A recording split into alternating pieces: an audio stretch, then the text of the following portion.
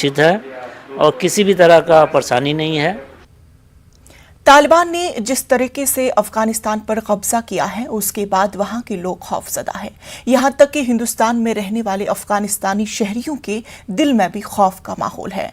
लाजपत नगर के पार्ट 2 में रहने वाली एक फैमिली ने बताया कि वो अफगानिस्तान के रहने वाले हैं और जिस दिन तालिबान ने अफगानिस्तान पर कब्जा किया था ठीक उसी दिन वो हिंदुस्तान के लिए वहां से निकले थे। उन्होंने बताया कि एयरपोर्ट पर उन्हें काफी परेशानियों का सामना करना पड़ा था, लेकिन खुदा का शुक्र है कि वो सही सलामत यहां पहुंच गए हैं। लेकिन उनके खानदान के जो अफराद अफगानिस्तान में रह रहे हैं उनको लेकर वो काफी तशवीश में मुब्तला है। अफगानिस्तान के इस खानदान के लोगों से बात की हमारी नुमाइंदा रचना ने। तालिबान ने जिस तरीके से अफगानिस्तान पर अटैक किया, उसे कैप्चर कर लिया। एक फैमिली है जो कि एक दिन पहले ही अफगानिस्तान से इंडिया लौटी थी और उस फैमिली की चिंताएं अब बढ़ गई हैं क्योंकि उनका परिवार जो है वो वहाँ पर रहता है। किस तरीके की चिंता है, क्या वो सोच रहे हैं, हम उन्हीं से बात करेंगे। सर, सबसे पहले तो मैं ये जानना चाहूँगी आपका क्या नाम है? मेरा नाम यूसुफ है। मैं जिस दिन अटैक हुआ था वहीं पे तालिबान ले रहे थे, वहाँ काबुल पे अटैक कर रहे थे, तो उसी दिन लास्ट फ़्लाइट पे हम लोग आए। तो बहुत दुख हुआ जब हम एयरपोर्ट पहुँचे। तो एयरपोर्ट में जब चेकिंग कर रहे थे बैग्स की तो वहीं पे ही हमें पता चला कि अफ़गानिस्तान फुल तालिबान के हाथ चला गया। बिल्कुल, आपने कहा कि जिस दिन अटैक हुआ उसी दिन आप इंडिया वापस आए। फ्लाइट पर आपने देखा हालात किस तरीके के थे। आपके परिवार के लोग भी वहाँ रहते? हाँ जी, मेरे ब्रदर, मेरी सिस्टर, फादर, भाभी सब वहीं पे रहते हैं। तो बात हुई उन लोगों से, क्या कह रहे हैं, किस तरीके की हालात है वहाँ? अभी काबुल में है वो लोग, लेकिन अभी वहाँ पे तो तालिबान कह रहे हैं कि सब चीज़ें नॉर्मल चल रही है, लेकिन आगे क्या लगता है ये तो बस गॉड नोस कि आगे क्या होता है। लेकिन आपको ऐसा नहीं लगता कि जिस तरीके से थोड़ा सा डेवलप हुआ था अभी अफगानिस्तान और तालिबान ने जिस तरीके से पूरा अटैक करके उसे कैप्चर कर लिया और जो चीज़ें देखने के लिए मिली, कई सारे वीडियोस भी वायरल हुए, तो क्या लगता है कि चीज़ें सही होंगी जैसे तालिबान कह रहा है? मैं ये कहना चाहता हूँ कि अफ़गानिस्तान में जितनी डेवलपमेंट हुई थी वो काफ़ी नहीं थी।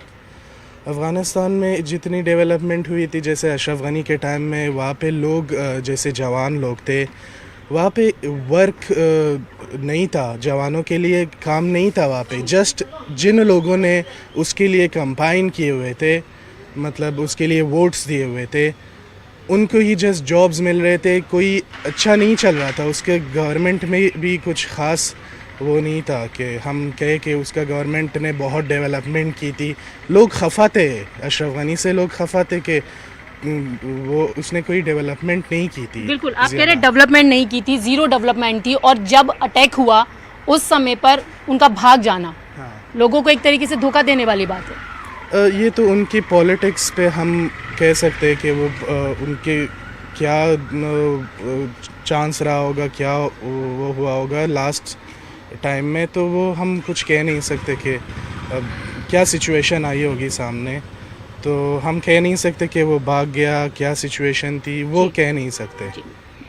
यूसुफ का कहना है कि जिस तरीके से वहाँ पर डेवलपमेंट हो रहा था वो ना काफ़ी था, युवाओं के लिए रोज़गार नहीं था। यूसुफ की वाइफ भी हैं, बेटा भी है, उनसे भी बात करेंगे। क्या नाम है आपका? मेरा नाम मनमीन है। अच्छा मनमीन, जैसे कि आपके हस्बैंड ने बताया कि एक दिन पहले आप लोग आए वापस और उसी दिन अटैक हुआ, और जिस तरीके से आप देख रहे हैं कि वहाँ पर महिलाओं के साथ स्पेशली जो चीज़ें हो रही हैं, क्या कहना चाहेंगे? मैं एक स्कूल में काम करती हूँ। वैसे वहाँ पे मैं स्कूल में काम कर रही थी और अपनी वेकेशंस के लिए आई थी। मैं इंडिया वापस आई थी, जस्ट 14 दिन पहले मैं वापस गई हूँ और मुझे 15 अगस्त को वापस आना पड़ गया। तो ऐसा कुछ सोचा नहीं था क्योंकि कुछ ना कुछ वहाँ पे चलता रहता है, लेकिन फिर भी हम लोग नॉर्मल लाइफ बिता रहे थे। लड़कियों ने बाहर जाना शुरू किया था, लड़कियों ने डेवलप होना शुरू किया था, उन लोगों ने काम करना शुरू किया था, थोड़ा सा मॉडर्न होना शुरू ही हुआ था, लोगों की सोच थोड़ी सी बदली थी। लेकिन इस तरह होने के बाद एकदम पीछे पहुंच गया सब कुछ। लोगों की उम्मीदें ख़त्म हो गई, लड़कियां बिल्कुल होपलेस हो गई कि अब तो हम कुछ नहीं कर पाएंगे। सेम मैं वहाँ पे जाके मैंने रहना स्टार्ट किया क्योंकि मेरी फैमिली वहाँ पे थी। मैं वहाँ पे रहना चाहती थी, खुश थी मैं, कोई प्रॉब्लम नहीं था। लेकिन इस तरह के हालात आ गए कि हमें बिल्कुल एंड टाइम पे हम लोग बिल्कुल रात को सोए ही नहीं, पूरी रात नहीं सोए, पैकिंग की किसी तरीके से कि हमने निकलना है, कि कुछ भी अगर हो जाए हम लोगों को निकलना पड़ेगा। हालात का कुछ नहीं पता है। हम लोग फ्लाइट में बैठे हुए थे, ऑलमोस्ट 1 घंटा वेट करते रहे, बहुत टेंशन थी कि शायद ये फ़्लाइट नहीं जाए। बिल्कुल, आपने कहा बहुत टेंशन थी, घंटा वेट भी किया, जी हाँ। लेकिन सेफली आप इंडिया पहुंच गए। सेफली इंडिया परिवार के लोग वहां पर हैं, जी हाँ। वो किस तरीके से फेस कर रहे हैं, क्या कह रहे हैं, कितनी टेंशन लोगों को? उन लोगों को भी टेंशन है, वो लोग सोच रहे थे कि निकल जाएं, लेकिन बिल्कुल उनको मौका ही नहीं मिला। उन लोगों के पासपोर्ट्स एक्सपायर हो गए थे, वो बनाने का मौका नहीं मिला। वो लोग भी निकलना चाहते थे, अब नहीं पता कि वो लोग कैसे निकल जाएंगे, क्या करेंगे, कुछ नहीं पता है। जो लोग यहाँ अगर हम महिलाओं की स्थिति देखें, क्योंकि महिलाएं डरी हुई हैं, पुरुष भी डरे हुए हैं, लेकिन सबसे ज्यादा डर जो है वो महिलाओं के बीच में है। ये तो बिल्कुल सच बात है, क्योंकि लेडीज़ बहुत डरी हुई हैं, लड़कियां बहुत डरी हुई हैं। उन लोगों ने बाहर निकलना शुरू किया था अपने नॉर्मल तरीके से, ठीक है, चादर पहन के निकलते थे, जीन्स पहनते थे, अभी वो नहीं पहन पाएंगे, बिल्कुल हिजाब हो जाएगा, तो उनकी वो थिंकिंग, उनकी वो सोच बहुत ज़्यादा पीछे चली जाएगी। और वो लोग बिल्कुल, अगर हम देखें तो जिस तरीके से आज विमेंस एम्पावरमेंट की बात हो रही है, महिलाएं हर क्षेत्र में आगे बढ़ रही हैं, और इस तरीके से महिलाओं के अधिकार को दबा देना, महिलाओं के अंदर डर पैदा कर देना, ये सच बात है। क्योंकि मैं सोचती हूँ कि क्या उस वहाँ के कंट्री के लोगों को हक नहीं है कि वो लोग भी जिएं। मुझे बहुत बुरा लगता है वहाँ के लोगों के लिए, क्योंकि मैं तो खैर इंडियन हूँ, मैं वापस आ गई, मेरे हस्बैंड वापस आ गए, लेकिन वहाँ के लोगों के लिए मुझे बहुत बुरा लगता है, लेडीज़ के लिए, क्योंकि वो काम करना उन्होंने शुरू ही किया था, थोड़ा सा डेवलपमेंट शुरू किया था, अभी वो फिर से पीछे पहुँच जाएंगी, घर पे बैठना पड़ेगा उन्हें, स्कूल भी नहीं जा पाएंगी। तो मुझे नहीं पता कि वो क्या आगे होने वाला है उनके साथ। यूसुफ, बस एक आखिरी सवाल है कि जिस तरीके से आपकी वाइफ कह रही हैं कि महिलाएं बहुत डरी हुई हैं, क्योंकि जिस तरीके से वो थोड़ा सा आगे बढ़ रही थी, फिर वापस वो पीछे चली गई हैं।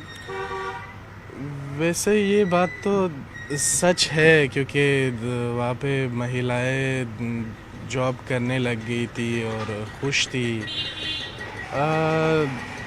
लेकिन हम ये नहीं कह सकते कि जस्ट एक तरफा हम सोचे कि महिला, पूरे कंट्री का सोचना चाहिए ना, कि जस्ट महिलाओं को वुमेन एम्पावरमेंट जो कहते हैं वो दे दिया जाए तो उससे कंट्री डेवलप हो सकती है। अभी ये 7 सालों में अशरफ गनी, इसने अपनी सिक्योरिटी पे बिल्कुल ज़्यादा वो नहीं किया था, मतलब काम नहीं किया था। इसको अपनी पूरी कंट्री का सोचना चाहिए, हेल्थ, सिक्योरिटी, सब कुछ। मतलब वो किड्स के लिए बेकारी इतने ज़्यादा हो गए थे कि हर जगह पे सपोज़ अगर कोई बड़ा आदमी पॉलिटिशियन वो वहाँ पे अपने लैंड क्रूज़र अपनी गाड़ी में जाता है तो उनके सामने भी वो बेकारी लोग आ जाते, तो उनको वो सारी चीज़ें ख़त्म कर देनी चाहिए थी। यूसुफ, अब आप इंडिया में रह रहे हैं और आपके जो लोग हैं, परिवार के लोग हैं, रिलेटिव है, वहाँ पर फंसे हुए हैं, इंडियन गवर्नमेंट से आप लोग किस तरीके से मदद चाहते हैं? क्या उन लोगों को लाने में यहाँ पर मदद करे सरकार? हम लोग इंडियन गवर्नमेंट से यही चाहते हैं कि जो अफ़गानी यहाँ पे रहते हैं उनके साथ अच्छा बिहेव करे, और कुछ नहीं चाहते, जस्ट यही चाहते कि उनके साथ बस अफ़गानियों के साथ अच्छा बिहेव करे। मनमी, नाम बताइए। आप तो इंडियन हैं, हस्बैंड अफ़गानी हैं, इनका कहना है कि अच्छा बिहेव हो। गवर्नमेंट से क्या चाहते हैं आप लोग, क्योंकि जो लोग फंसे हुए उनको एविक्यूएट करने में यहाँ पर मदद हो? आप भी चाहते हैं कि वो लोग यहाँ आ जाएं? बिल्कुल, मैं चाहती हूँ कि वहाँ के लोग जो है उनका कोई कसूर नहीं है, जो भी हुआ उन लोगों के साथ भी एक हादसे की तरह था, वो लोग भी शौक में हैं। मैं नहीं चाहती हूँ कि उनकी हेल्प उनकी की जानी चाहिए। ठीक है, लोग यहाँ पे आ जाते हैं अफ़गानी लोग, लेकिन उनको ट्रीट किया जाता है कि वो मुस्लिम है, और किसी और तरीके से उनको ट्रीट नहीं किया जाना चाहिए। एज अ ह्यूमन बीइंग उनको हेल्प करना चाहिए कि ठीक है, हम तुम्हारी हेल्प करेंगे, किसी भी तरीके से, कोई भी पॉसिबल कुछ भी करना ज़रूरी है कि वो लोग करें, क्योंकि मैं नहीं चाहती हूँ कि हम सब ह्यूमन बीइंग है, मुस्लिम और हिंदू की कोई बात नहीं है। वो बेचारे वो खुद शौक से जा रहे हैं, अगर ऐसा कुछ ना होता सब लोग वहीं पे रह रहे होते। तो आपने देखा कि इस परिवार का कहना है कि जो लोग भारत में रहते हैं और अफ़गानिस्तान से आते हैं, उन लोगों के साथ किसी तरीके का भेदभाव नहीं होना चाहिए, और इसके साथ उनकी ये भी चिंता है कि जो परिवार के लोग वहाँ पर फंसे हुए हैं उनकी मदद के लिए भी भारत सरकार को सोचना चाहिए, क्योंकि एक तरीके से देखा जाए तो अफ़गानिस्तान का जो डेवलपमेंट थोड़ा सा हुआ था तालिबान के अटैक के बाद, वो डेवलपमेंट काफ़ी पीछे चला गया है। कैमरा पर्सन नरेश के साथ रचना, न्यूज़ 18 दिल्ली।